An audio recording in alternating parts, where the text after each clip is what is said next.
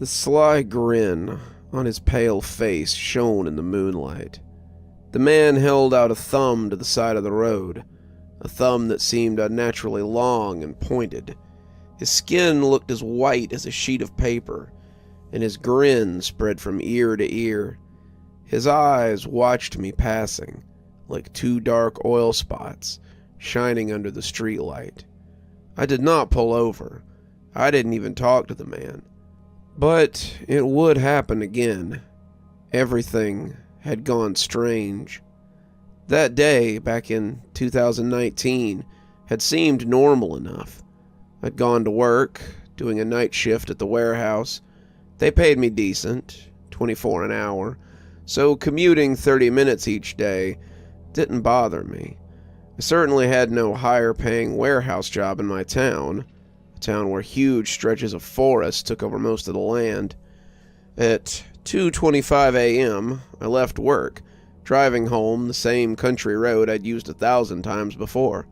It was a straight shot to my town, a winding paved road that passed by countless corn and tobacco fields, the smell of manure permeating the air and wafting in through the vents.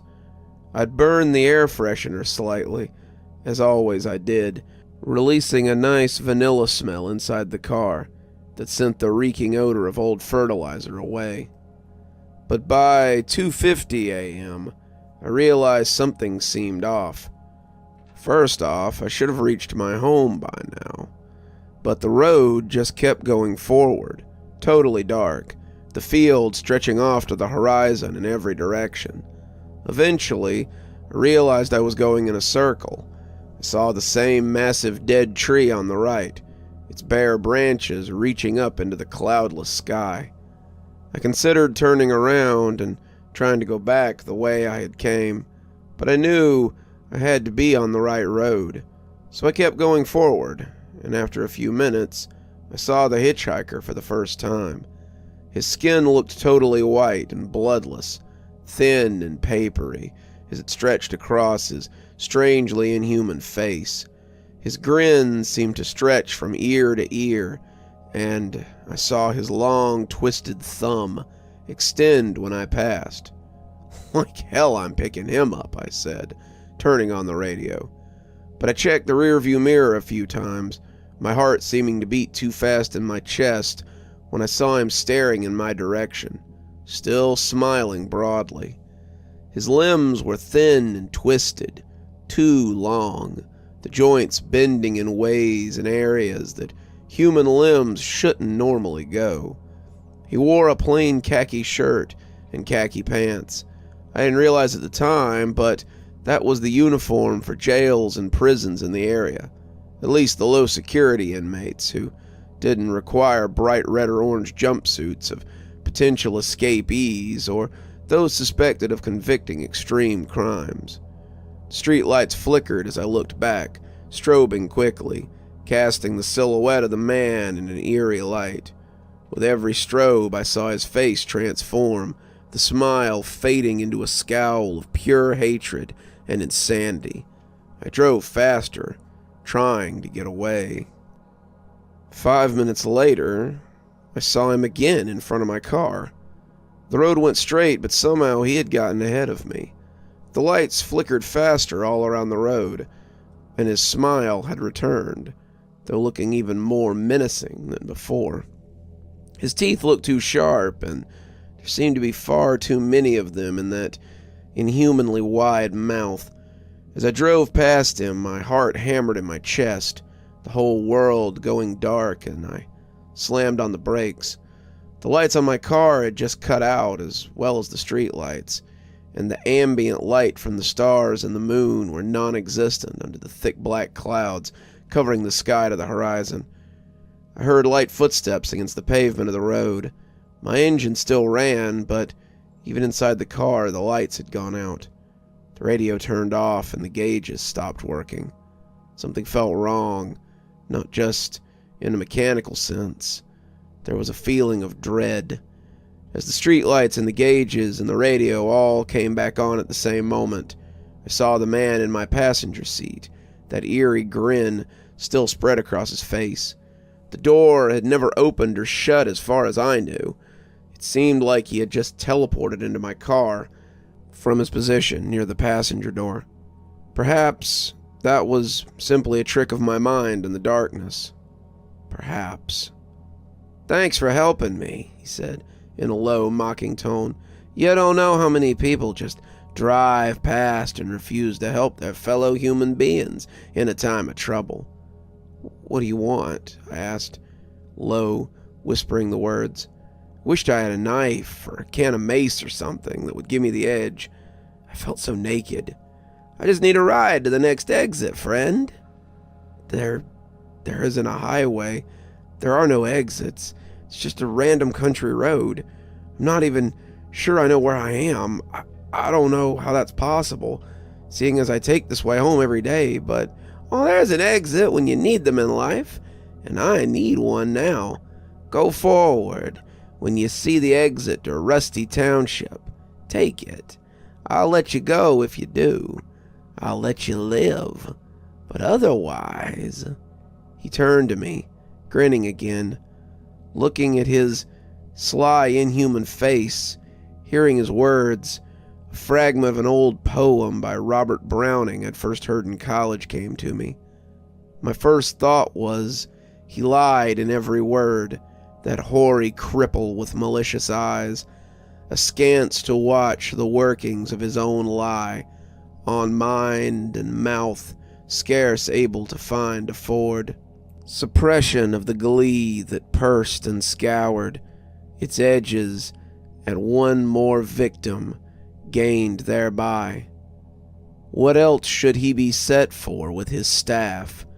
What, save to waylay with his lies and snare all travelers who might find him posted there, and ask the road? I guessed that skull-like laugh would break what crutch gin write my epitaph for past time in the dusty thoroughfare. Looking into those eyes, I felt that this poem had been written about this exact man. I drove forward, and he reached into his pocket. I tensed, expecting a gun or a knife, but he brought out a little pouch instead. "What's that?" I asked nervously, looking over. To my surprise, an exit sign had showed up a few hundred feet away. The pale man threw the pouch from hand to hand, his twisted, inhumanly long fingers snatching it out of the air, like a toad snatching a fly. "Just a few precious things I like to keep on me. Where we're going, we'll need these. By the way, what's your name? If we're going to be traveling companions, we should introduce ourselves. That is, after all, the basic custom in our worlds." Up ahead, I could make out the sign now. The Rusty Township, 5 miles. Good old Rusty. It's a spectacular place. You'll never see anything like it, I guarantee. By the way, my name's Forrest. I'm quite a big deal where I come from.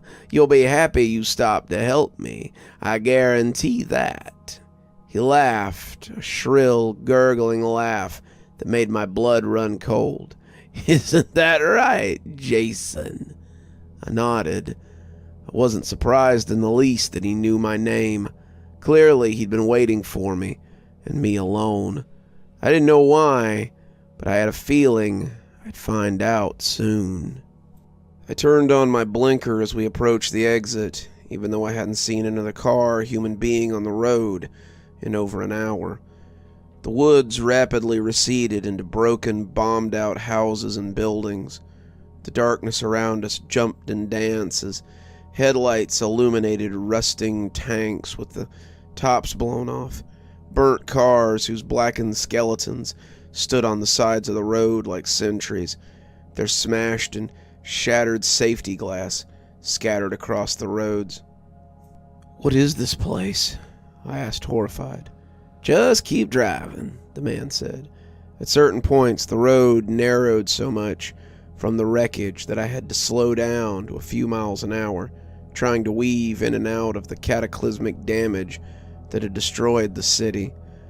Off in the distance, I saw the silhouettes of skyscrapers, black against the dark gray clouded sky. No light shone in the buildings. Bodies hung from the dead, listless lampposts as we neared the downtown. Soon the entire main street turned into a pile of wreckage, and my car would go no further. The remains of what looked like a fighter jet shone under the headlights, pieces scattered and twisted and blackened from the flames across every part of the road. The corpse of the plane mixed with the various burnt-out cars and destroyed tanks to create a nearly impregnable barricade, unless one was on foot and could climb over the wreckage. Forrest pointed to a side street, grinning. I swung the car left, and the lights illuminated a horror I had never imagined. The first living being I had seen in this apocalyptic wasteland. I thought it was a little boy at first, but it seemed I was wrong. His skin shone a bright red, like the color of inflammation, and he spider-walked on all fours backward, his head upside down, his hands twisted in front of him as he bent and heaved. I had never seen anything like it, except maybe in the movie The Exorcist, and the speed with which he went forward in that twisted posture sent waves of dread running through my body. His eyes focused on the headlights of the car, and he hissed so loudly that I could hear it through the closed windows. He moved forward, twisting and writhing, his joints seeming to bend in ways that human limbs were not supposed to. His head so hyperextended, it looked like his neck should have snapped. But it was the eyes reflecting the light of the headlights that really disturbed me. They looked to be covered in a bloody film, a thick pink membrane that dribbled strange fluid down his face.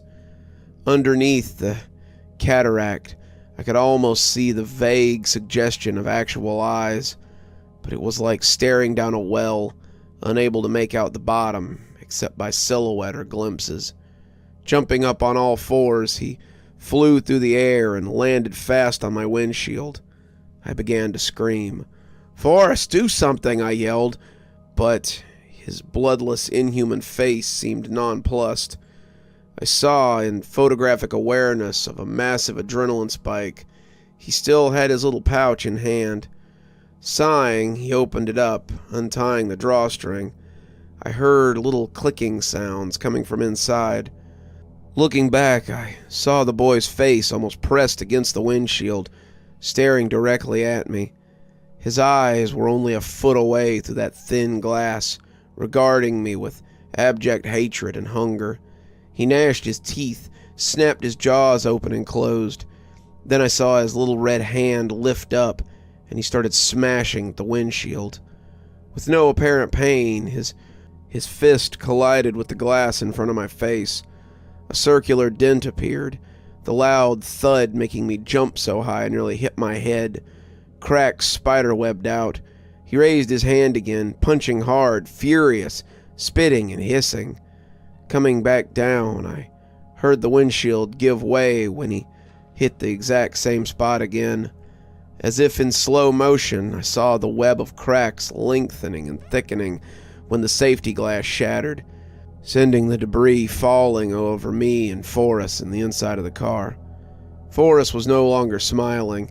His scowl made him look demented. The pouch had opened, and from it he drew a pebble no larger than a pencil eraser. The pebble seemed to radiate color and light, almost like opal, but the light in his stone seemed to come from within it. The rainbows of color shimmered within the stone, constantly swirling and combining. The boy began to reach into the car, and I started shrieking. His fingers looked broken and twisted, and I saw his nails had turned black with crusted blood and dirt shoved beneath them. The smell of his body from so close made me want to gag. The odor felt like a physical presence inside the car. A thick, rotting, cheesy smell that emanated from the boy's strange flesh. Forrest grabbed the hand just as it neared my throat. The bleached hand snatched at it in a blur, moving faster than humanly possible. With a terrifying crack, I heard the bones snap as he twisted the hand backwards until it nearly touched the boy's arm. The bones splintered and snapped through the skin, sending drops of dark crimson blood flying in every direction. After a moment of utter silence, the boy let out a wail that shook the car. It covered my ears as the rest of the glass in my car shattered under the deafening cacophony. "God, shut up!" I tried to scream to Forrest, but I couldn't even hear my own words. If it went on much longer, I felt certain my eardrums would explode. I clamped down tightly around my ears, but at that moment, Forrest pulled the boy by his broken arm towards him and raised the colorful stone to the boy's face. With his other hand, he grabbed the boy's throat and choked, closing off his windpipe. My ears rang in sudden silence. "My boy, my boy," Forrest said in a fatherly tone. "This is the wrong car for you to attack." He squeezed tighter, and the boy's already crimson face went an even darker blue. He tried to claw and bite at Forrest, but the boy rapidly lost strength. As he died, Forrest raised the strange iridescent pebble to the boy's mouth. I saw something go from the boy into the pebble, and I'm not sure what it was. It looked like streaming shadows, totally black and impenetrable. It ran in a current, the black torrent swirling and twisting as the pebble absorbed all of it. The boy seemed to lose substance, his skin sucking in on his body, his flesh evaporating before my eyes. By the end, he looked just as desiccated as everything else, his skeleton dry, papery thin. Forrest threw him outward, the light body arcing through the air and falling on top of a blackened motorcycle, laying on its side in the middle of the street. I looked over and saw with both wonder and horror that the pebble had changed. Its formerly opalescent quality had gone, and now torrents of black and dark crimson swam inside the stone, still twisting and moving constantly, but without the beautiful iridescent light it had shone with earlier. What is this place?" I asked, the only thing I could think of. I didn't expect Forrest to answer me, not truthfully. I knew he would probably kill me as soon as he got whatever it was he was after. But he surprised me, told me a story that I would later confirm to be true. "I told you, this is Rusty Township in the county of Victoriat. It's a rather long story, I'm sorry to say. I don't have time to tell it all to you today. I can give you, what do you call it in your world, the Cliff Notes version." "Okay," I said, uncertainly. He looked back at the pebble, still in his hand, and with a dexterous flip of his fingers he threw it in the air and watched it land perfectly in the little pouch's mouth. He tied the knot and put it back in his pocket, turning to me and grinning. "It's a rather funny story. I mean, at least to me. Few billion dead and the rest refugees in a dying, unrecognizable world." He did laugh at that. "I guess it all started with a man named General Matheson. He took power in Victoriat in a coup from the democratically elected government during a period of hyperinflation and crippling unemployment, when the people rioted and the homeless covered the streets. The citizens of Victoriat supported him, by and large, because the conditions seemed so terrible that they thought it couldn't possibly get any worse. Ironic, in a way, isn't it? So, General Matheson starts fixing the economy by starting wars. A wartime economy requires countless tanks, soldiers, planes, missiles, everything else, which makes new jobs. He bombarded the Kingdom of China, stating that they had taken legitimate islands in South China Sea from Victoriat's allies in the region. Meanwhile, back at home, he also began recruiting men for the running of camps and the rounding up and murdering of undesirables. He began with drug addicts and alcoholics, homeless people, the insane, criminals, and whoever else seemed unfit for his great new country. The men called themselves the Iron Servants. They began to drag people off the streets and take them away, never to be seen again. In reality, the iron servants would put them in a cell or transport bus and give them all the water to drink, water laced with high doses of carfentanil and atropine, which are both tasteless and extremely lethal. Afterwards, they'd just burn the bodies in open-air pits. By this method, they killed tens of millions, and the economy was absolutely roaring. Everyone was happy, everyone had jobs, and all the problems seemed to have disappeared overnight. A true success, wouldn't you say? A happy ending. Well, not exactly, though. Turned out the Kingdom of China had developed a strange new bomb. Not a nuclear one, but one that used antimatter as the explosive material. It had a far stronger yield than any hydrogen bomb, or so they predicted. But antimatter was so expensive and hard to produce that they had no trial run. They took the first bomb and dropped it over Victoria's Center, near the city of Rusty Township, where we are now. The antimatter ignited when it hit the surface and was released from its containment. There was quite an explosion, a massive crater that went deep into the ground. A black mushroom cloud went high into the clouds, and the ground shook, but when the smoke had cleared, it seemed the antimatter hadn't had nearly as much yield as projected. Most of the city still stood.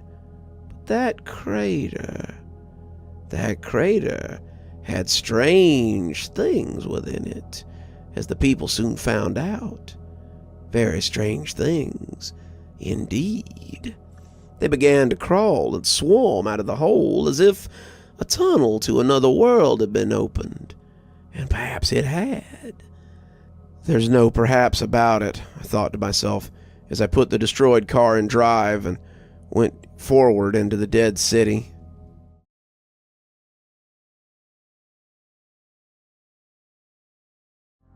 Desperate, I watched Forrest out of the corner of my eye. He seemed to watch me in return, though his eyes constantly flicked back to the road. I saw the headlights reflecting off strange eyes in the alleyways of the buildings, but whenever I turned to look, only the shadows remained. I had my seatbelt on, but Forrest didn't. He must have felt confident in his abilities and unconcerned with a car crash. I knew he had power and quickly formulated a suicide plan. I accelerated the car. Ahead of us, I saw a light pole with a long, dead, desiccated corpse hanging from the fraying noose. I tried to line up the passenger side of the car directly with the metal pole. Holding my breath, I closed my eyes as the car closed the last few feet, still accelerating, the engine roaring. I couldn't have been going more than about 40 miles an hour, but it sent Forrest flying through the shattered windshield. The driver's side airbag deployed, smashing me in the face so hard I saw stars. I felt blood gushing from my nose, and the world seemed to go dark for a few seconds. The engine hissed, spitting coolant and transmission fluid in great steaming gouts that puddled under the car. After regaining my senses, I looked up to see Forrest. He lay on the hood of the car, moaning and moving his hands in random circles. Blood streamed from a deep gash on his skull and covered his inhuman face. He wasn't smiling anymore. Stumbling, my fingers trembling, I undid the seatbelt and opened the driver's door, falling on the cracked pavement below. I breathed hard, then, with a sudden burst of will, I pushed myself up. Forrest was still grunting incoherently, apparently unaware of where he was. I heard him repeating the same nonsense over and over again. He said, clenching and unclenching his twisted fingers. I thought of just choking him then and there, while he was seemingly weak and defenseless. But I didn't know how defenseless he actually was, even in his weakened state. Moreover, I had no idea how to get back to my world, and killing the only being who I felt sure knew the way might backfire spectacularly, dooming me here for the rest of my life. I decided to book it as fast as I could and leave him there, bleeding on the crumbling front of my car. I started walking fast, stumbling slightly as pain rang out in my legs. When I felt I had mostly regained my balance after the crash, I started jogging. Looking back towards the car, I saw him getting up, trying to push himself off the hood of the car with his long, strange fingers. He fell back down on the hood, then reached down with a shaking hand and took something out of his bound leather satchel, placing it in his mouth. I took a left into the first alley I found. The whole city was a horror show, a deluge of nightmares. Rotting corpses lay everywhere, and I saw a dumpster at the end of the alleyway filled to the brim with body parts. Decomposing legs, arms, chests, and hands, all sliced off before being thrown into the dumpster haphazardly, like common refuse. One hand limply reached out, as if trying to motion for help. It had blackened fingernails, and the thumb was missing. The body parts overflowed the dumpster, a cloud of bugs buzzing around it. The smell as I got near was overwhelming. I gagged, moving to the side of the alley, trying to put as much distance between myself and that dumpster as humanly possible. It was an odd, rotting tomato mixed with feces and rancid meat odor. But before I left that city, I would see and smell much worse than that. I took random turns, left and right through the streets and the alleyways, trying to put as much distance between myself and Forrest as possible. Paranoid, I kept hearing imaginary footsteps, but it was always just the echoes of my own. In one alleyway, I saw what looked like a mutated raccoon standing at the far end. It was the size of a German shepherd, with huge tumors and fibrous growths all over its body. I saw a fifth paw hanging from underneath its stomach, boneless and stunted. It gnawed on the corpse of an old woman that had long since desiccated, chewing open her bones and trying to suck out the marrow with its twisted, stained teeth. The raccoon didn't notice me, or the strange silhouette slowly sneaking up behind it. As soon as I saw movement, I quickly looked around and saw a stainless steel garbage can with dark, thick fluid that dripped from the exterior. When I hurriedly peered down, part of me expected to see Forrest's inhuman grinning face in there, but what I found was nearly as horrible. I saw the garbage can was filled with rotting dogs and cats, piled one on top of another like cordwood. For a moment I was so horrified that I almost forgot what I was doing. Then my brain screamed at me to move, to hide, and I lunged to the side, hoping the man on the far end of the alley hadn't seen me. I held my breath, trying not to inhale the overwhelmingly rancid stench that radiated from the can.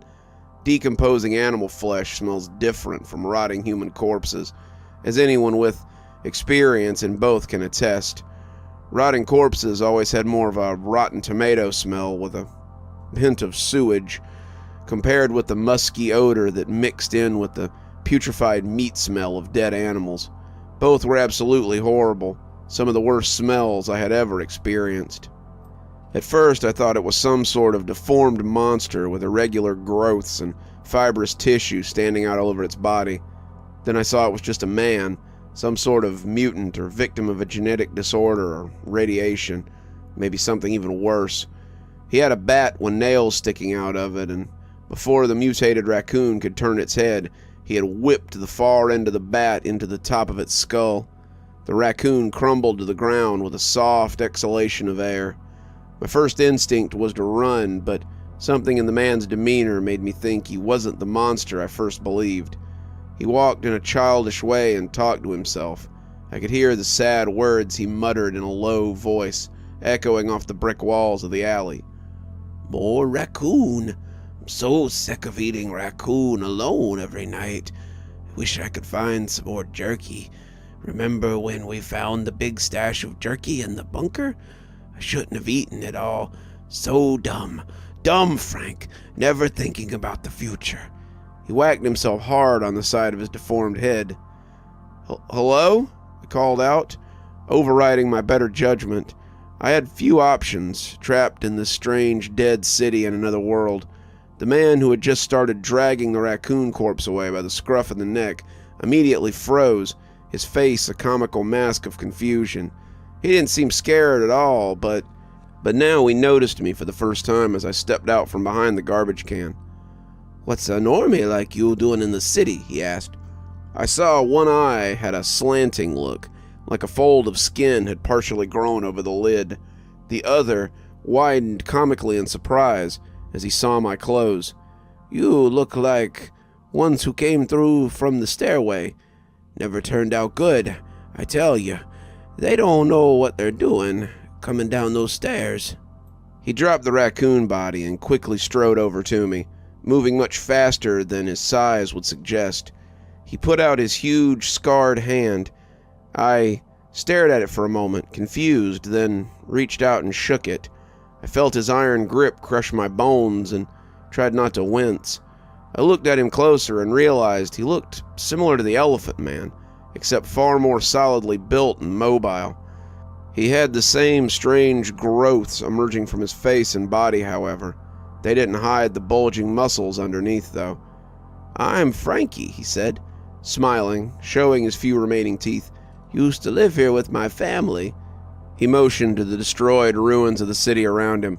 "But after the bombs, my mama, she disappeared. I miss her. I keep looking, hoping I'll see her again, but I don't think she's here anymore. I think I'm all alone now." He looked like he was about to cry, and I had no idea what to say. "I'm Jason. Sorry about your mother, Frankie. Do you know your way around this place?" His sad expression evaporated, and he smiled again. The corners of his mouth formed a partial smile, which seemed as far as they could manage. Made me feel sad to watch him. He had a sense of innocence and friendliness that contrasted heavily with the hellish conditions surrounding him. He seemed like he was mentally somewhat slow, but he also had a sense of confidence in his ability to survive in this apocalyptic wasteland, which I admired. "Course, didn't I say I grew up here? There's a building near here. It's real strange, though. Changes often. The passageways move around. The doors switch places. It leads down, very deep. I don't go down to the bottom. It's filled with horrible things." I was about to respond when I heard a strange humming noise. It sounded ethereal, almost like a gong or a singing bowl. Yet the sound also seemed to get into my bones and made my eyes water. Even now, a few years later, my eyes water just thinking about it. It was one of the most jarring and horrendous sounds I'd ever heard. Frankie's eyes widened in horror. He dropped the raccoon and grabbed me by the arm. He ran towards the street. Soon as we came out on the street, my breath caught in my throat. One of the largest buildings I'd ever seen stood there, the color of polished silver. I saw windows spiraling around the exterior of it, like the stairs of a lighthouse. Looking up, I couldn't even see the top of it. It seemed to simply fade into the dirty gray clouds above my head. "No time to look now," Frankie whispered, a tone of urgency in his voice. "Come on." He pulled me forward and over to the huge building, across 12 lanes of cracked concrete and rubble. He ran into the shattered glass door of the massive skyscraper.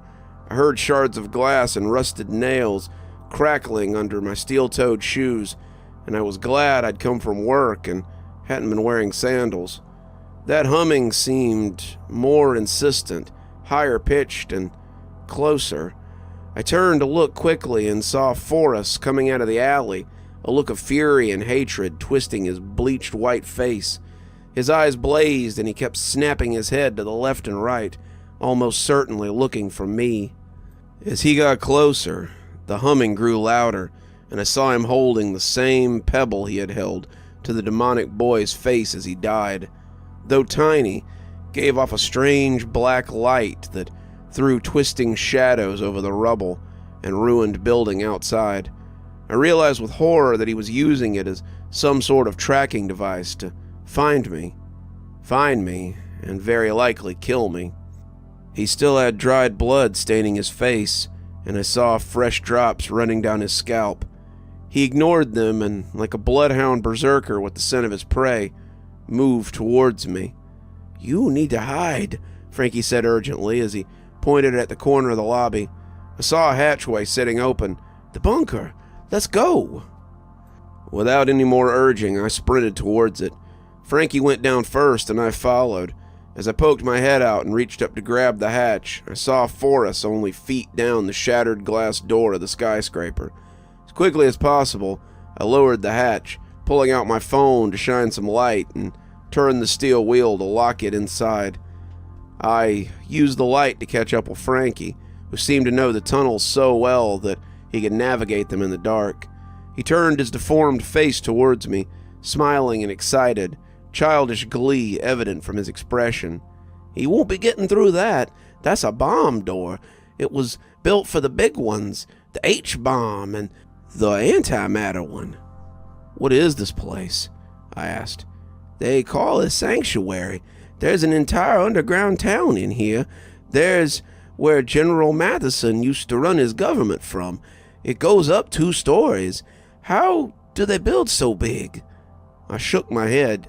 I don't know. "So do people live down here?" He frowned at the question, thinking for a long moment. Then his eyes widened. "People? No people." "Okay, no people. So what does that mean?" "Well, other things do like to live down here. It's a big place, you know. Even I haven't explored most of it, but sometimes the pigmen get in here, and the snakes. I usually run when the snakes get in here," he said with a shudder. "What kind of snakes?" I asked. Like rattlesnakes?" His expression stayed stoic for a long moment as he considered the question. Then he began to laugh, a sound like a child amused by a dirty joke. "You mean those little ones with the rattles on their tails in the desert? No. I mean snakes. Usually about my height, and as long as..." He pointed down the end of the tunnel, a few 100 feet away, and I groaned.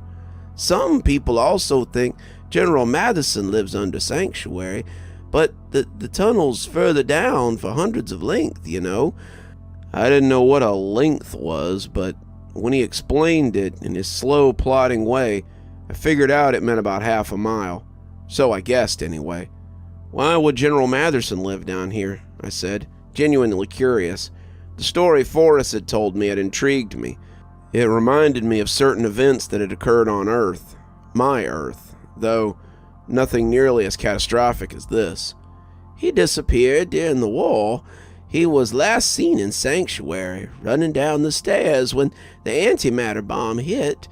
True believers still think General Matheson is down here, waiting to come back and lead everyone into glory and power." He gave a low laugh. "The Iron Servant have looked, though, and they haven't seen a bit of him. I think he's dead. I think he's been dead, but some people will never believe that." I wondered if he was right when the ground started to shake. I thought it might be an earthquake, but Frankie's horror seemed to suggest much more than that. "The snakes," he whispered, his eyes haunted.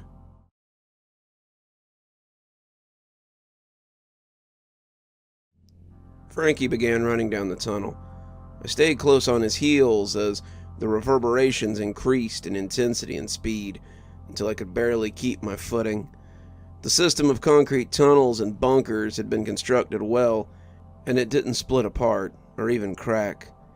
He took quick turns to the left and right, and I wondered if he was just choosing passages at random. After a couple of minutes, however, he turned to me, sweating heavily, his eyes wild and moving quickly to the left and right. The lights in the tunnel flashed a deep red glow that strobed on and off in time with the vibrations, giving everything a bloody hue and sending creeping shadows in every direction. "There are bunkers just up ahead. They go deeper down. It's our only chance. We have to outwit these things." As if on cue, I heard a wet, slithering sound just behind us. I turned my head quickly, seeing something incomprehensible in the red emergency lights of the tunnel. In the moment, I looked behind me. The tunnel must have been 9 or 10 feet tall, and the creature took up most of it. All I could see was its monstrous face. It had A giant mouth like a lamprey, filled with hundreds of fangs, spiraling around in a concentrated circle. Embedded in spongy black skin, the mouth never stopped moving. The teeth moved in and out as the flesh pulsated and quivered. Even after all these years, thinking of that mouth sends chills down my spine. I saw no sign of any nose or ears on the face of the creature. The skin of its body, a shiny silver color, constantly rippling as the sleek muscles of the snake worked feverishly beneath the surface. Its eyes met mine for a brief moment as its massive body slithered around the corner, dark, slitted pupils staring down at me with reptilian coldness. It quickly blinked, the eyelids closing in from the sides rather than top to bottom, the leathery membrane flicking closed and open in the space of a moment. Then it rolled its eyes up into its head, showing only whites and a bloody film at the bottom, and gave off an ear-splitting hiss. I turned back around, seeing I had fallen behind Frankie. He frantically sprinted ahead, the scars and fibrotic tissue on his body not slowing him at all. The tunnel shook all around us, and I nearly tripped from the constant vibrations. The creature stopped its hissing, cutting it off suddenly. It had sounded much closer, but I dared not turn my head again.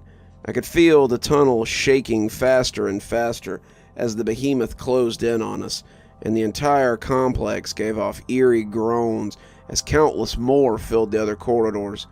I was hyperventilating, and I knew I couldn't keep up this pace for much longer. I'd soon collapse or fall, and it would shred me apart in that strange alien mouth. No one back home would ever know what had happened to me. At the last moment, Frankie pointed to the left. With an athleticism I wouldn't have thought possible from his scarred body, he lunged through the door face first. Caught by surprise, I started to turn towards the door, but my right foot slipped. I felt it all happen in slow motion, my adrenaline spiking. I expected to feel those 100 teeth on me at any minute. Twisting my ankle, I pushed myself towards the door. A sharp pain ran up my right leg as my foot slid out from under me. At the same time, I jumped. As I flew through the air, I could see the snake, and I realized it was only inches behind me. It looked like a grotesque subway train about to run me down, its two white rolling eyes like headlights as it gnashed its teeth constantly.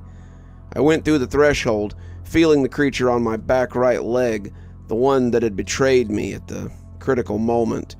I thought my entire foot had ripped off for a second. Then I landed on the concrete floor, simultaneously rolling and taking the brunt of the impact on my shoulder. As I looked back, my shoe was gone. I started laughing, thanking God it had only gotten my shoe. The massive, endless body of the creature kept moving past us, its reptilian muscles working furiously as it pushed itself towards us at breakneck speed. But we had escaped. Laughing and smiling, I jumped up, then winced when I landed on my right ankle. I looked down, seeing it was swollen, but not badly damaged. I likely wouldn't be doing any more running, however. Frankie smiled at me as he danced like a lunatic. "We're alive! Holy shit, we're alive!" I said. "I can't believe it." "You lost your shoe," he said, frowning, still breathing heavily. "Luckily, there's clothes and stuff in some of these tunnels. They were supposed to be for the people in the city in case the enemy used the H-bomb on us, but none of them ever got the chance.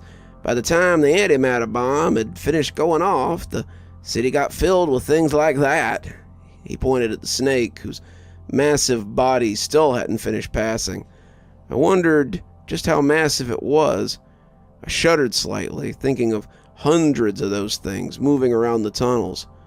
"So, where do these bunkers lead?" I asked. He didn't meet my eye. "Horrible things lay at the bottom. I've never gone down to the deepest levels. It leads to the pit of skulls. No one who's ever gone down there has ever come back."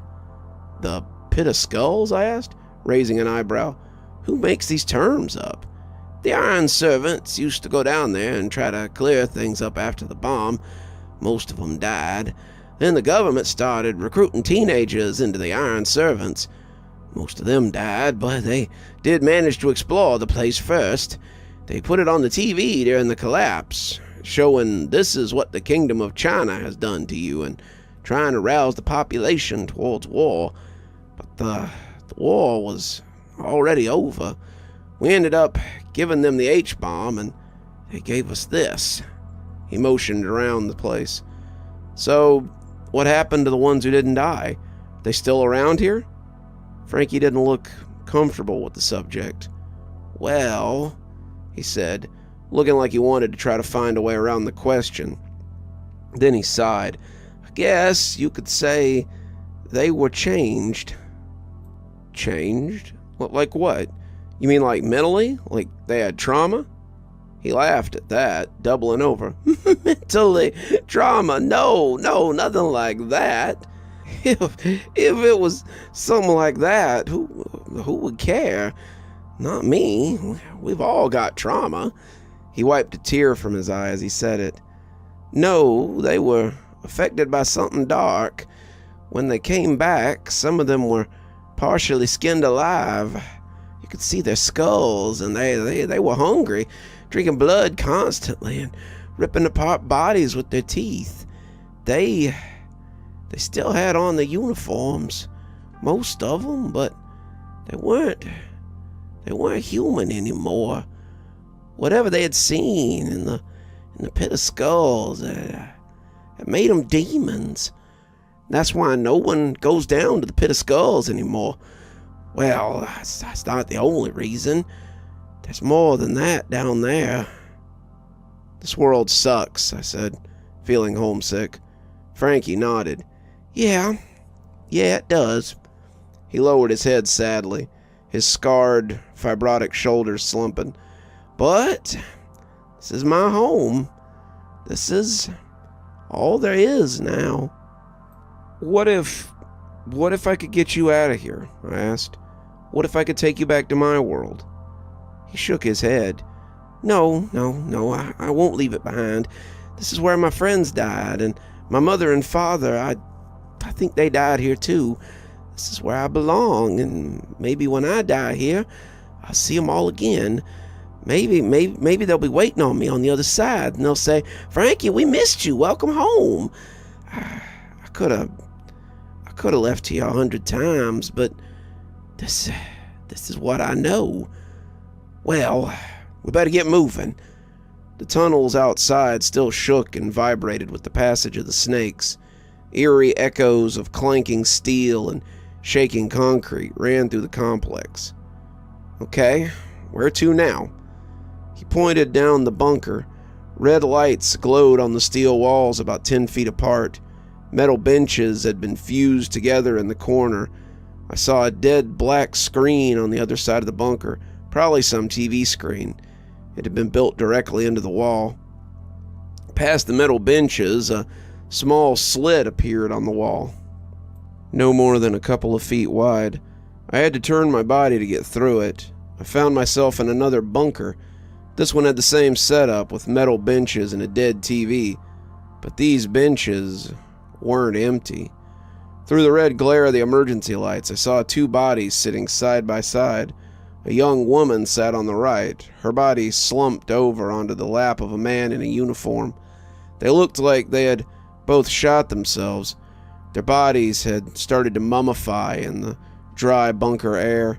In the man's hand, I saw a pistol still gripped tightly in his desiccated grip. Beneath the young woman's open, filmy eyes, I saw another pistol on the ground, one that she had likely dropped after the final moment. It took me by surprise for a long moment, but Frankie just shot them a quick glance and kept walking. Wait, they have guns? I said. Frankie looked back at me. Guns are dangerous. I don't use guns. I have no idea how you survived so long without a gun. He looked at me for a long moment, then pointed to the corpses. They got shoes, too. Why don't you see if they're your size? I limped over to the man's corpse, hesitating for a long moment. Then I pried his mummified hand open. It had a texture like leather. I could hear the bones cracking underneath as I move the fingers, a feeling of revulsion overtaking me. I yanked the gun out of his hand as a smell like cinnamon and rotten eggs emanated from the disturbed corpse. I cracked open the massive cylinder and noticed it still had 8 shots left. It was a beautiful revolver with a polished wooden handle and a silver etching carved on its side. I saw initials engraved onto the wood saying TH in calligraphy. Only 1 bullet was missing. I took Frankie's advice and compared the man's shoes to my own remaining shoe, putting them side by side. They were slightly bigger than I would have liked, but under the circumstances, I was grateful. I took the shoes off the corpse, switching my 1 remaining sneaker for the black leather pair the man had worn. I felt a sense of revulsion stealing from a corpse, but I knew I would need these things much more than he would, and the shoes ended up fitting surprisingly well. I gave Frankie a thumbs up. He smiled and looked warily at the gun. He seemed to have an innate fear of them. I moved through the slim door of the bunker, finding a corridor with ventilated metal flooring that I could look right through and into the seemingly endless abyss. At the end of the catwalk, a series of metal stairs spiraled down into the darkness. Frankie turned to me, a serious expression on his face. "Friend, I should tell you, I've never been to this part of the bunker before." I shrugged. "That's fine, as long as you know where we're going." He didn't meet my gaze. "You do know where we're going, right?" "Snakes won't stop going through the tunnels for days once they come up," he said, changing the subject, but not meeting my gaze. "So you do know where we're going?" I asked again. He shook his head quickly. I know the direction, but I've never been down here before. These tunnels have become strange over time. Sometimes it seems like new tunnels just appear off of ones I've passed 1,000 times. Other times they seem to move around and change places. The antimatter bomb has made everything in this world strange. These tunnels, they're part of that." "I trust you," I said, putting a hand on his shoulder. He looked up and smiled, and anyways, I had no other choice. If Frankie couldn't find his way, I'd have absolutely no chance. We began climbing down the diamond-plated staircase. The stairs seemed to go on for eternity. I looked down, realizing I could see right through the vents in each step, and my stomach seemed to drop.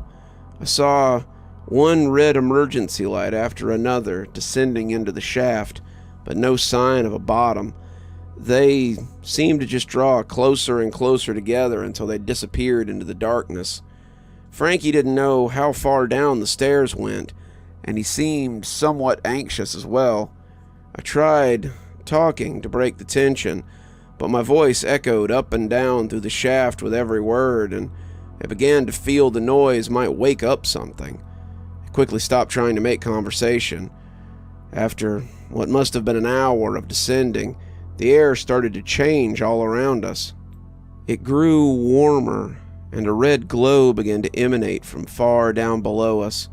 It looked like fire, giving off flickering hues of crimson and orange and yellow. Then Frankie gave a shout of triumph and pointed. A dozen stories below us, I saw a catwalk extending from the stairway, fused to the far wall. A dark doorway stood there, the only break visible in the endless metal wall. "You found a way out," I said excitingly. "Where does it lead?" He stopped celebrating suddenly and gave me a half smile. "Well, we'll see when we get there, won't we?" When we got there, we found a heavy bunker door. I turned the wheel, which looked like one from a submarine door. It silently slid open. Behind it, I saw white lights shining from the corridor. After being in the dark with only red emergency lights for so long, it felt like staring at the sun. I squinted, blinking fast, spots dancing across my eyes. They quickly adjusted to the fluorescent lights illuminating the hallway, though. Underneath those glaring lights, I saw dozens of bodies, a macabre show to welcome us to a new part of hell. They were mostly women and children, and they looked like they had tried to flee towards the door that we had come through.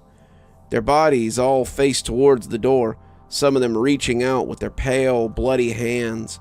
Many had their throats ripped out, as if by packs of coyotes, while others had puddles of blood saturating the floor, a black cloud of flies zipping around the hallway, feasting on corpses. These bodies looked much fresher than the ones in the bunker. Frankie, I said, just ignore them.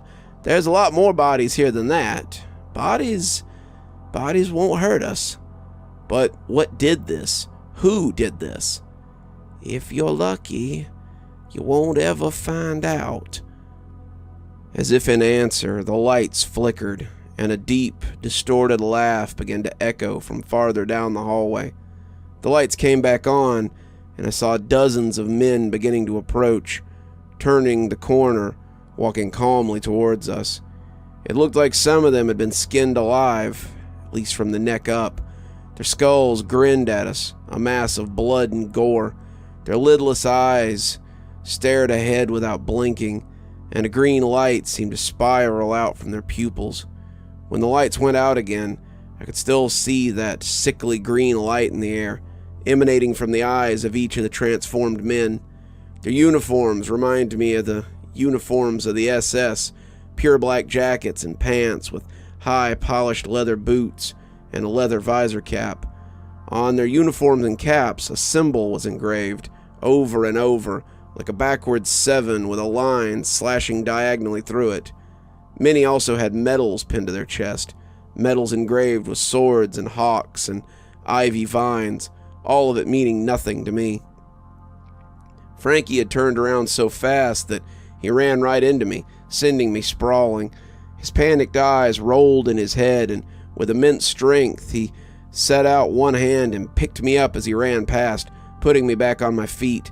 The suddenness of it nearly sent me falling again, but he pulled me by my hand as we started moving. My ankles gave out after waves of pain ran through them. The lights went out again, and we reached the door. Luckily, we'd left it open. As soon as we were back on the stairs, I flung the door closed and spun the wheel, locking the abominations inside with the bodies of their victims. A few seconds later, fists began to pound against the other side, rhythmically, smashing against the metal. Frankie turned to me and shook his head. The Iron Servants, the bodyguards of General Matheson, those are the transformed ones. I'm not even sure if there's any normal ones left. I haven't seen any sign of them in months. The surviving Iron Servants used to try to do patrols, as if they had some control over the city, but they gave that up quickly when most of them didn't return after the first night. So what now? I asked. We can't go back up, and the corridor's cut off by those things. Well, we have to go down. Let's hope there's another way out before we reach the pit at the bottom. Is there a way back through the pit of skulls? I asked. He nodded. It connects with everything. The pit has many trails that seem to glow overnight. I've woken up in my room and found doorways that have grown there while I was sleeping. But the pit of skulls is worse than any part of the city. I'd rather deal with the snakes than the creatures down in the pit. Have you ever been there? I asked. He hesitated for a long moment. I've looked in once. I never did it again. When I asked him why that was, he wouldn't answer. He just shook his head. With the conversation over, we began to descend, hoping to find some way out of here, but hope faded with every downward step we took.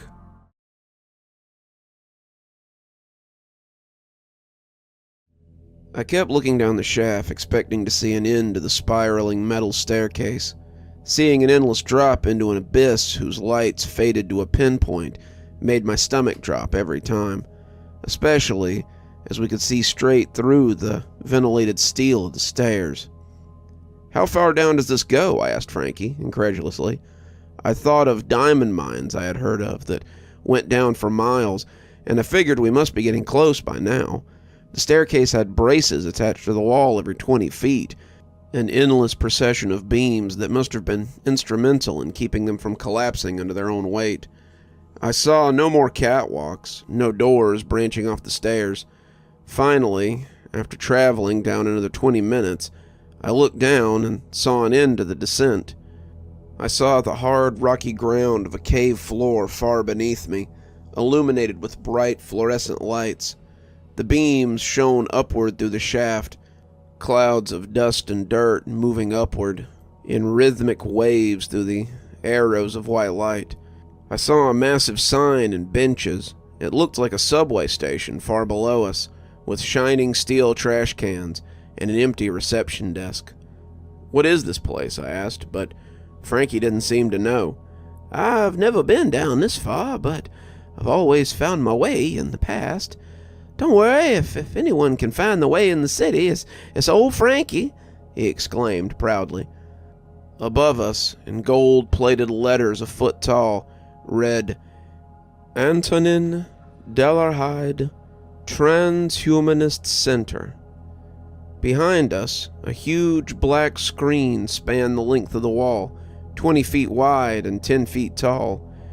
As soon as we stepped off the last of the stairs, the screen lit up. It looked like some sort of news broadcast, or maybe a historical documentary. Looking back at the stairs, I saw some tiny red lasers facing sideways on the last step, likely some sort of motion detection technology that controlled the TVs. In front of my eyes, in crisp HD definition, tens of thousands of men goose-stepped in formation in black uniforms. A tall man with cold blue eyes in a snow-white suit with a white visor cap and tall black leather boots stood above them, simultaneously saluting and surveying them as they walked past. His expression was grave and confident. His face looked like it had been carved from marble.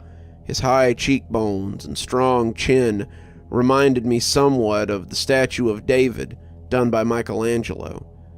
The democratic experiment started 50 years ago in Victoriat, a woman's voice read out as military processions continued to show on the screen. Fighter jets screeched above the city in tight formations, like eagles surveying their prey from far below. After that, it changed to an image of a cheering mob, tens of thousands of fanatical, glass-eyed people thronging around the man in white, stretching out their arms towards him and mobbing each other in the process. A line of soldiers in black uniforms held the crowd back from the stage, while General Matheson stood, alone and unsmiling. And what were the results? For our people, hyperinflation, starvation, and economic destruction. As long as we were democratic, the global elites and profiteers would pretend to come to our aid.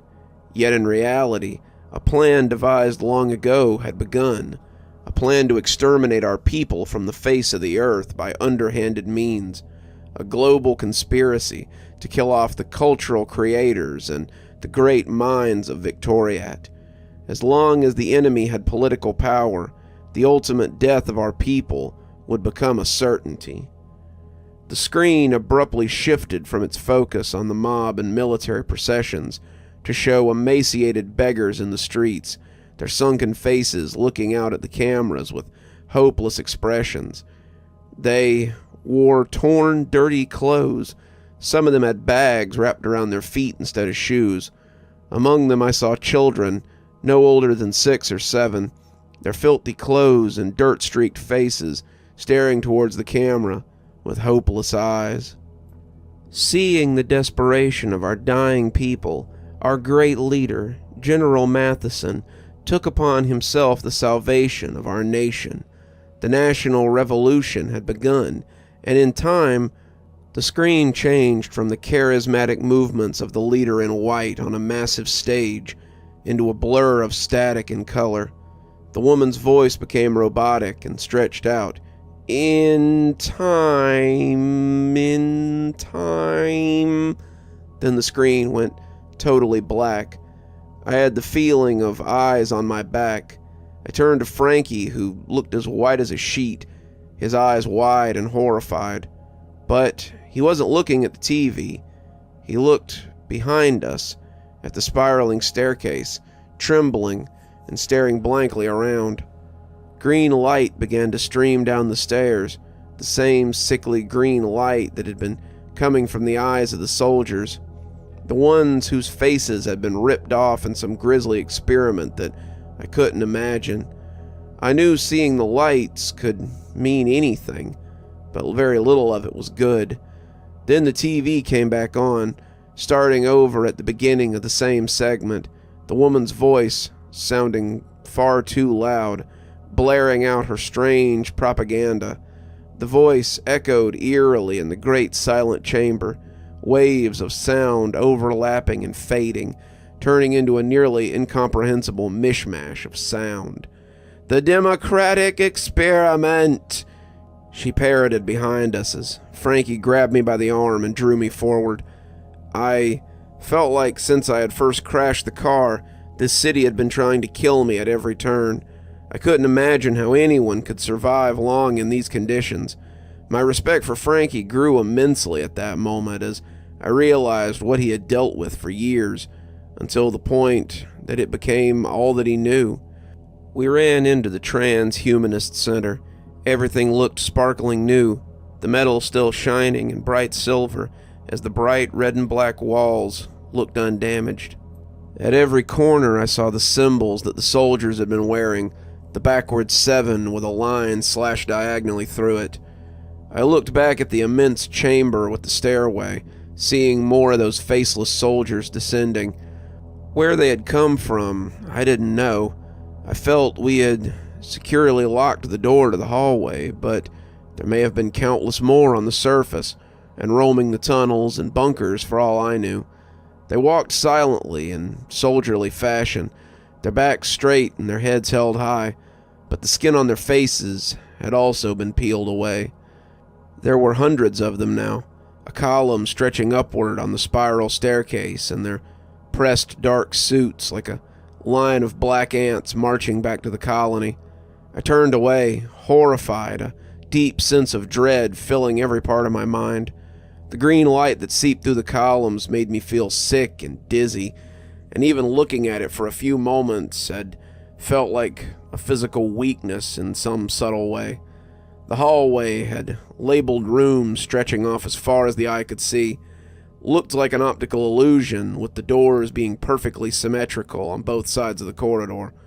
The rooms were labeled in a straightforward way, with the first on the right having a large black 1 painted over the bright red walls. A smell like medicine and chemicals seemed to saturate the air. As Frankie moved quickly away from the threat behind us, I tried to jog next to him, but my ankle still screamed with hot pain when I tried to move too fast. I knew I couldn't keep up with him in this state. "Frankie," I whispered furiously. He turned his head back to look at me. I pointed at my ankle and grimaced. "I can't keep running." "Then we better find a place to hide," he said, looking back. The first of the soldiers had reached the bottom of the stairwell. We were running out of time. I looked to my left and saw a random door with the numbers 372 painted over the top. I felt the cold metal of the handle as it turned and opened. Based on what I'd seen in this place, I expected a den of horrors beyond, perhaps dead soldiers or human experimentation victims, or maybe more faceless soldiers. With relief, I saw the entire room filled with laboratory equipment, totally empty of life. Everything still looked brand new, without any dust or grime covering the shining steel of the machinery. That same bright red paint covered the surface and the floor, ceiling and walls, everything. Frankie came quickly through behind me, quietly shutting the door. He looked for any sort of lock, but it had none. "Damn," I said, a rising sense of anxiety making me feel like a trapped animal. "No lock. Should we barricade the door?" But it was too late. I heard the rhythmic clicking of heels against the floor outside. I turned to hide, seeing Frankie was already gone, disappearing amongst the huge steel vats and chemical equipment. I frantically ran to the corner, looking for something to crawl under in case they came in. In my hurry, I knocked over a glass cylinder and in that moment, sealed our fate. I saw it falling in slow motion, and my adrenaline kicked in. My body couldn't move fast enough to catch it. My hand went out as if it had a mind of its own, trying to grab the cylinder in midair, but it slipped through my fingers. A moment later, it crashed loudly against the floor. I was breathing hard, staring in shock at the shards of glittering glass littering the floor. Even though this had happened a couple of years ago, the sense of shock and horror at seeing that cylinder fall still stays with me as one of the worst moments of my life. It would lead to a hellish experience, worse than anything I had yet encountered in the dead city. After a few seconds, I realized that the heels had stopped clicking outside. A few seconds later, the door flew open, and I felt in my heart that my life had come to an end.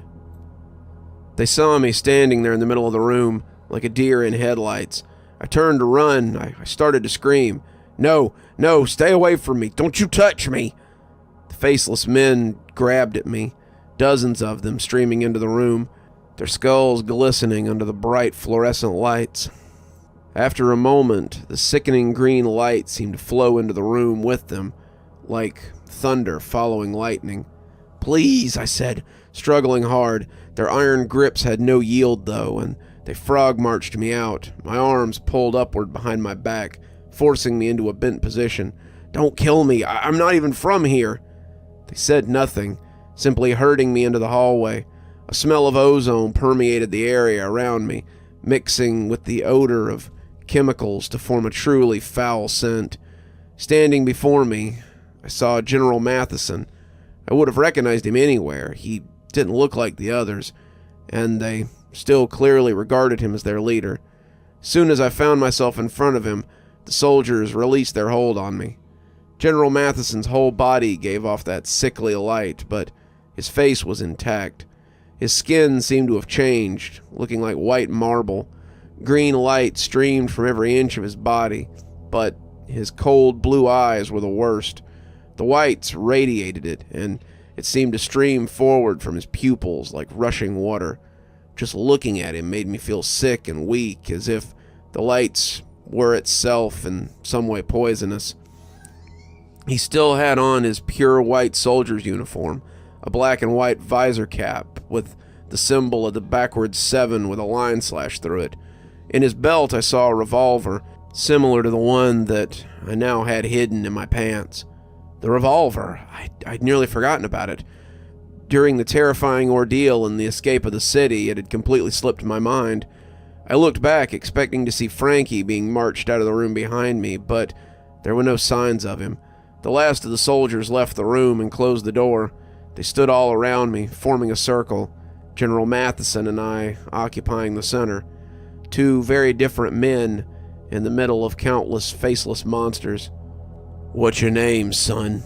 General Matheson asked me politely, his face stoic and expressionless. "Jason," I said. "And do you know who I am?" he asked. I nodded, feeling unreal. The eyes of the soldiers bored into me, each waiting for a signal from their leader. "That's good," he said, looking away. He appeared totally comfortable, utterly at peace. He had the look of a true fanatic without morals or doubts, and even in this polite conversation, his face seemed to radiate that lunatic self-confidence. "Please, sir, I'm not from this world. I came here because I was kidnapped by some madman, some strange, mutated guy who brought me here. I don't belong here. I really don't."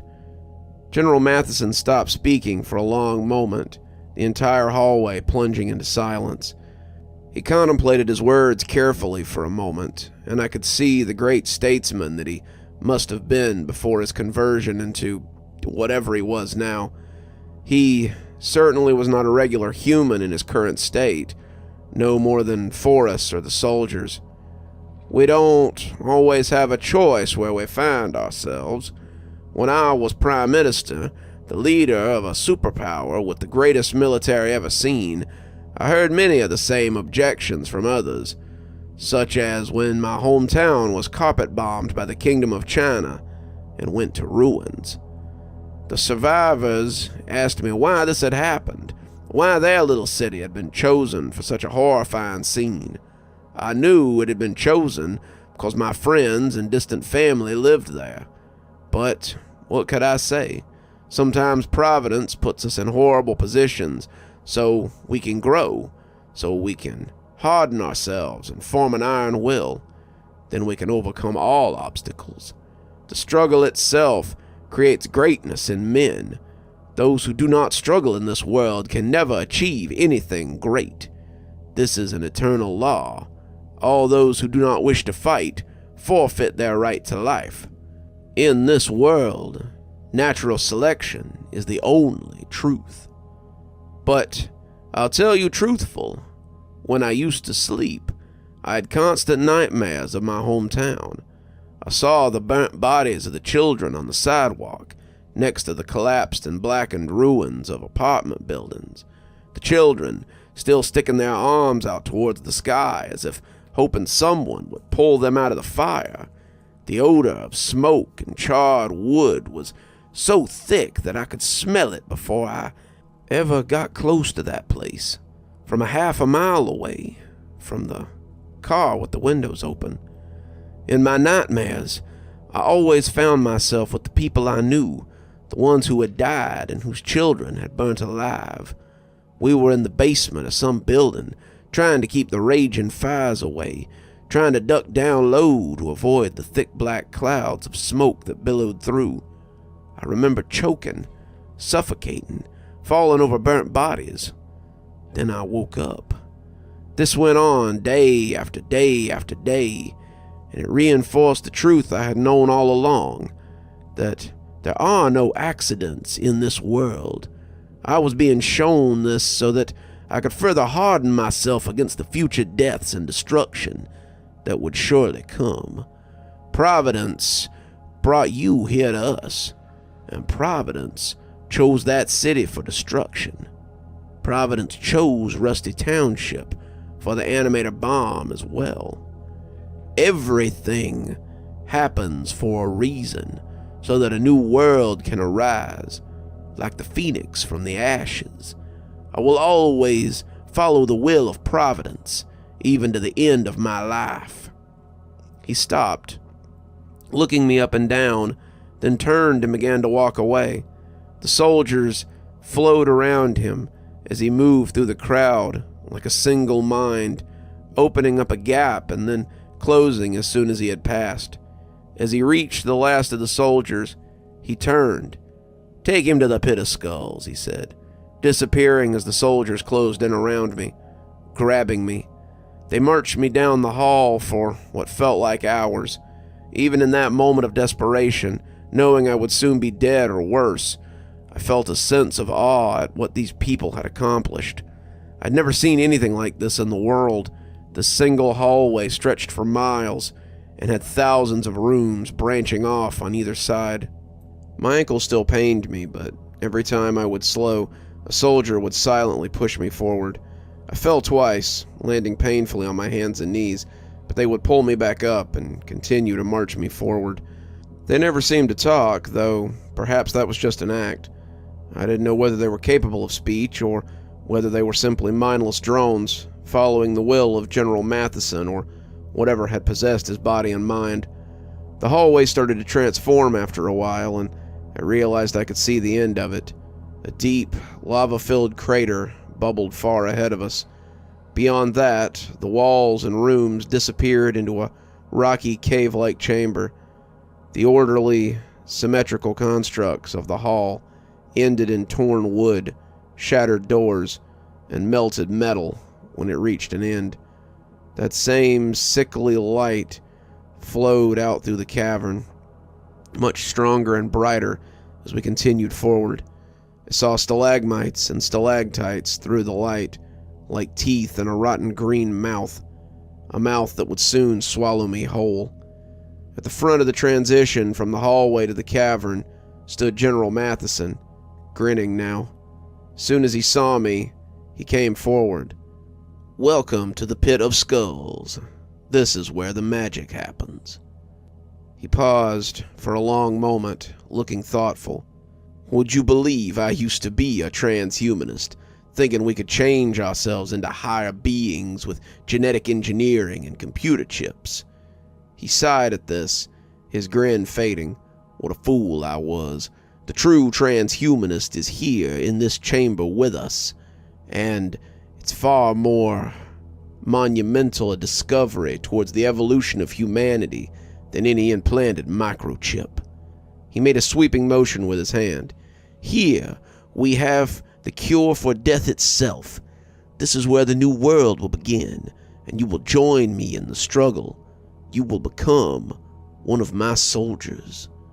With my mouth dry and my heart pounding, they pushed me forward into the pit of skulls, where my humanity would be drained from me, replaced with something unthinkable.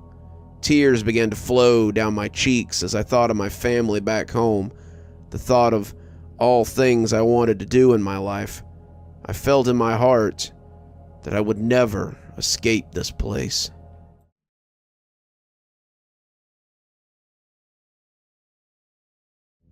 As we crossed the threshold from the hallway into the cave, I saw a mixture of strange architecture. There were patches of cave extending into the end of the hallway, and the remnants of twisted metal and small areas of bright red paint still stuck to the area of the cavern wall. It seemed like the cave had grown organically into the hall and fused with it. I had no idea how this could have happened, but I figured the antimatter bomb had changed this world so drastically that now even the Earth itself might act as an unnatural and bizarre thing. Most of the soldiers had scattered into various places when they entered the pit of skulls. Only 2 stood guarding me, one holding each arm and forcing me forward into the sick green light that emerged from the cave. It twisted my stomach and made my head pound. I felt my mouth go dry and my heart race. Goosebumps rose on my skin, and I felt myself beginning to tremble uncontrollably, my teeth chattering, my hands reminding me of the tremors of an earthquake. General Matheson had gone, receding deeper into the pit of skulls. I wondered if I would see him again. I knew that if I was transformed, he would likely be a god to me. I would become just another mindless soldier in his vast army of abominations. As we went deeper into the cave, I saw that the green light seemed to be emanating from the walls, the floor, the ceiling, and from the cave itself. They came in rhythmic waves, strengthening and fading, giving everything a diseased look. The fused, half-cavernous setting continued to spread before me as I saw barracks rooms and large halls. I looked over at the first one I passed and saw a massive mess hall. A murmuring cessation seemed to hiss from the mess hall, where hundreds of soldiers in black uniforms sat down to eat. I looked over for a moment as I was dragged past, my ankle shrieking in pain as the soldier kept pressing me on towards my doom. With horror, I saw that the faceless, transformed soldiers ate human body parts, raw and sliced up, each on a tin plate. I could see parts of legs and arms, faces and cheeks, tongues missing, and much more evidence of the brutal and sickening mass cannibalism. From behind a serving window, I saw a pig-like man in a large chef's apron, his face round and pink, his nose bovine. He snorted and spat constantly as he used a meat cleaver to slice up more bodies. I saw blood splattering the ceiling and walls behind him as the cleaver thwacked down, splitting bone and slicing through flesh like butter. I felt like I had entered the 9th circle of hell. How could anyone live in this place? Who would want to cling to life in such a destroyed world or in such a ruined city as this one? But even as I looked on in absolute terror, I noticed that they could talk.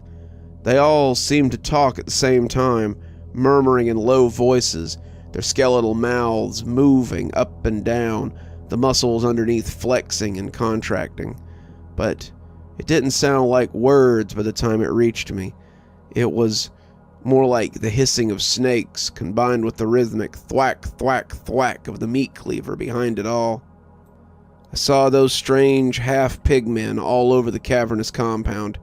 Sometimes they were hauling loads of emaciated dead bodies, naked men and women and children whose faces were all twisted into ethereal expressions of terror and agony. I saw marks of torture on many of the bodies, deep gouges that cut to the bone and burn marks on their faces and eyes. They took the bodies towards the mess hall and the kitchen behind it, snorting and grunting as they passed. My faceless captors frog-marched me past the den of nightmares, twisting my arms painfully behind me, forcing me to lean forward and stride fast.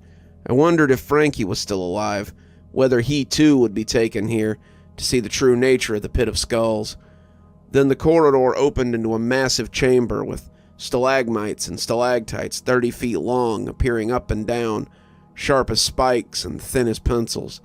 The walls seemed to shiver and vibrate as curtains of green light passed through, emanating from the floor and ceiling, swirling and moving in cylindrical waves. I saw cages staked to the sides of the walls, cages filled with naked, starving people. Some of them cried and wailed when they saw me, holding out their thin skeletal arms, like a child asking for its mother. Many of the others moaned in their cages, their eyes rolling, the sores on their bodies often infected and leaking.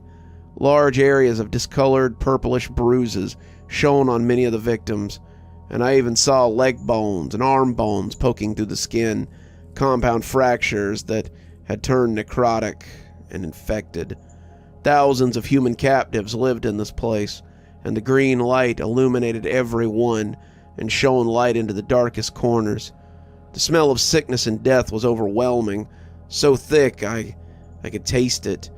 Behind the screams and moans of the tortured souls imprisoned here, I heard a distinct electrical humming sound, as if I were standing under high-volume power lines. I could see it rattle my bones and vibrate my chest. It was a powerful feeling, and it grew stronger as I went deeper into the chamber, past the last of the cages. The smell of ozone as we got further in became overwhelming. Faint odors of sulfur and mold mixed with it. My senses began to feel overwhelmed, and I wasn't even at the worst of it yet. In the middle of the chamber, I saw stone tables covered with blood.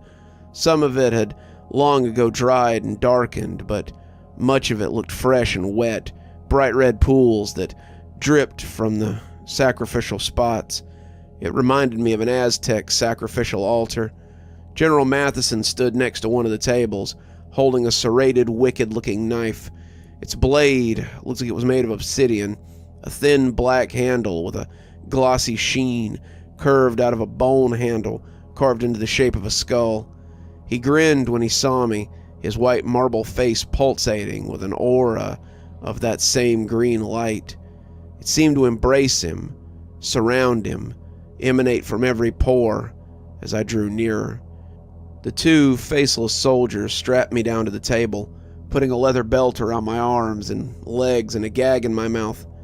Then General Matheson began to slowly lower the blade towards my face. "This is gonna hurt a lot, but that's part of becoming. All great men have had great suffering. This is an eternal law." I closed my eyes tightly, waiting for the blade to make contact, to begin skinning me alive, to rip off my face, and to begin to transform me into a monstrous soldier who would eat raw human meat and carry out atrocities without a second thought or any sense of emotion. "What do you think you're doing?" a voice hissed from the edge of the chamber. My eyes flew open and my head turned. I saw Forrest standing there, his bleached white skin given a green hue by the unnatural light of the chamber. "What business is it of yours, High Priest Forrest?" General Matheson asked coldly.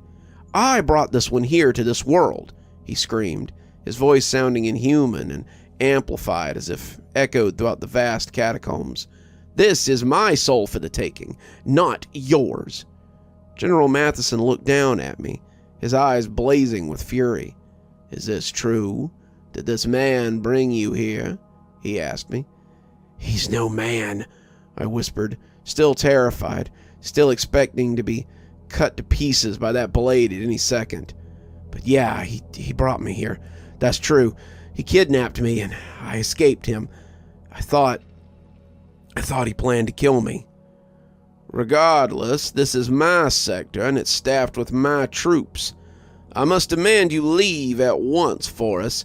Do not make me angry. My troops will come at a moment's notice, and I will have you executed if you interfere. My business is state business, and I am the leader. My will, absolute.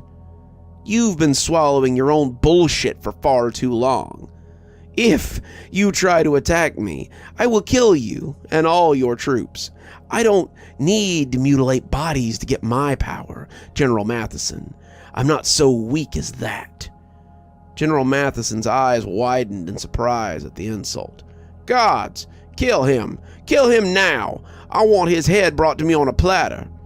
Soldiers in black uniforms rushed in, their bloody skulls grinning under their visors. Many had guns, and others had flamethrowers and rocket launchers. They showed no fear, but instead ran straight at Forrest. I watched in surprise as Forrest calmly surveyed the dozens of men rushing in his direction, intending to kill him. He pulled out a black stone from his pocket. I recognized it immediately. It was the stone that he had used to suck the soul out of the mutated boy he had encountered in the city. The stone he had used to follow me here. He threw it in a bored, underhand way, not rushing or panicking, not showing a hint of emotion. He spoke a few guttural words in some strange language I had never heard before. As the stone flew across the cavern, it suddenly burst into a blinding white light. It almost hurt to look at, but I kept watching, mesmerized by the surreal scene taking place before me. The soldiers had begun firing their weapons, and bullets raked the walls and floor. General Matheson cursed and began running out of the chamber, towards a large metal door built into the wall at the far side. A rocket launcher went off, and an explosion of heat blossomed only 40 feet away. Yet I ignored the mayhem and watched Forrest, knowing I could do nothing to save myself if a stray bullet came in my direction anyway. The light began to expand from a pinpoint to a line about 10 feet away. Looked like a tropical sun shining through a rip in space that now appeared across the chamber. Strange tentacles reached out, groping blindly. They were a sickly dark shade of purple, with black razor-sharp spikes sticking out of the front, like the legs of a poisonous spider. The spikes clicked closed and open in fast rhythmic waves. The tentacles kept coming, 10 feet, then 20 feet. Then they were wrapping around the soldiers and squeezing hard. I saw the spikes bite into their skin and began to drain their blood from their bodies, probing and sucking as the soldiers' skeletal mouths opened in silent screams. Dozens of the tentacles flicked out, and soon Forrest stood alone amongst the alien appendages, reaching out from another dimension, looking at his handiwork and smiling. He seemed to have totally forgotten about me.